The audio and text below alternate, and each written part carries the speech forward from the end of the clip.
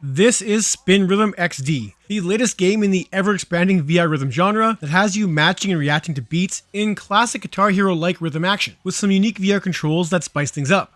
This releases July 9th, 2024 for the PSVR 2 and PC headsets for roughly $20 US, plus additional DLC content, and for this review, we checked the game out on the PSVR 2. The VR rhythm genre is stacked, so let's see how this more retro-style rhythm game fares against more modern VR competition. Hello.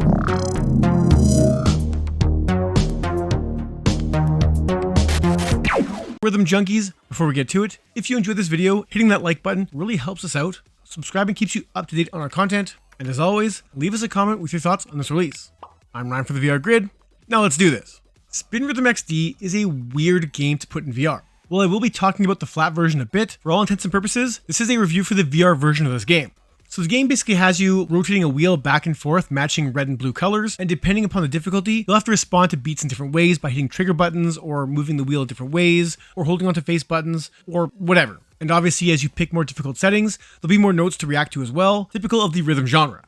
Now, I will say for the VR version, this plays identically to the non-VR version if you decide to use the DS4, which means there's no hand tracking, nothing like that. Just, use your thumbsticks, press face buttons or triggers, and get a high score. Pretty easy. Using the 2 Sense controllers, now the same button mapping is there, but in order to spin the wheel, you actually have to manually point at it and drag it like it was kind of attached to the end of a stick or wand or something. And it works, but it doesn't work as well as I'd like, which I think is where the game for myself kind of falls apart. So when I first booted the game up, I didn't realize you could use the Sense controllers and just stuck with the DualSense. And being in VR was cool. Obviously, you can look around and, as the beats are coming at you, you're in the game. So I'll give it points for that. But playing with the DS4, I actually thought it was pretty boring. It's not easy. Don't get me wrong. I wasn't bored. Like the challenge factor is here and it's high. And especially on anything above hard, I struggled huge. Even on hard, I struggled. And I'm still struggling now. Playing with the DS4, it felt like a stock, it felt like a 90s era rhythm game, the early 2000s. It didn't feel like anything too special, and being in VR was fine. It just didn't do anything for me. And it wasn't until I think I watched the trailer after the fact and saw the 2 wands going, where I was like, oh damn, this is like a more fully realized VR title. Unfortunately, the wands come with their own kind of frustrations, because with the DS4, you could spin the wheel as much as you want in any direction without issue. But with the tracking on the Sense controllers, you kind of hit these kind of invisible walls where you can't spin the wheel anymore, and you have to spin it the other way. It makes the game much more challenging.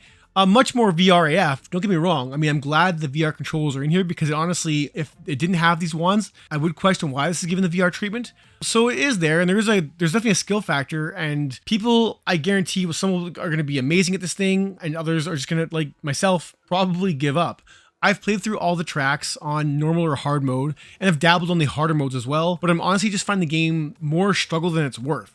I just find I'm fighting the controls too much, or just depending upon my view of the board, I'm kind of missing my cues or not quite lining up my red and blues right, which just causes back-to-back-to-back errors, which can, you can fail out of a stage.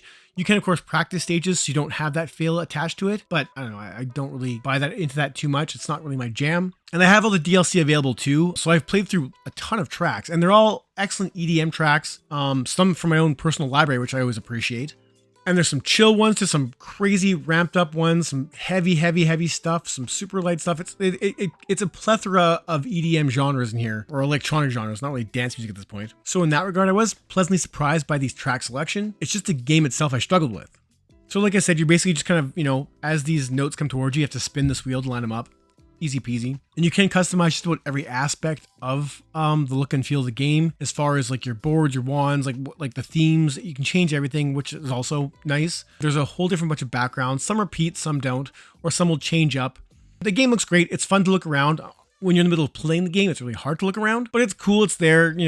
It's fine. It mixes things up enough. It does kind of get old when you see the same things back to back to back, but it doesn't really matter. It's a solid looking game for sure. As you spin the wheel or do certain things, you'll see the backgrounds kind of react to your flows. You'll create waves in the background. So it is interactive that way, and it is cool to be in VR and see those things. But ultimately, none of that mattered. I just kind of got tired of the whole thing. I definitely hit a wall when it came to the hard difficulty, where some tracks, every track has its own difficulty, everything changes. So some tracks are obviously way easier and hard than others, and vice versa. But when it came to getting good, I just didn't have that drive like I do in games like even Beat Saber or Audica, Pistol Whip, stuff like that. I just didn't have that drive here, as I just found the controls to be too frustrating. And more to the point, not that fun. Despite the fact using the wands to spin the wheel and, the face buttons, everything else, it still didn't feel like there was enough VR here to make this a true VR rhythm game. And definitely felt like more of a tacked on thing. I think if you're a flat owner and you love this game and you play this in VR, I think you'll dig this a lot more. Though I do think most people, if they're trying to get high scores to just be better, will just stick with the DS4 controller because it's easier. Regarding PSVR 2's haptics, there's not too much to talk about, with the Sense controllers giving a little rumble whenever you match a note, and the headset giving a little rumble when you fail. I'm glad those rumble features are here, but I do feel like more could have been done to enhance the overall experience, especially with those adaptive triggers.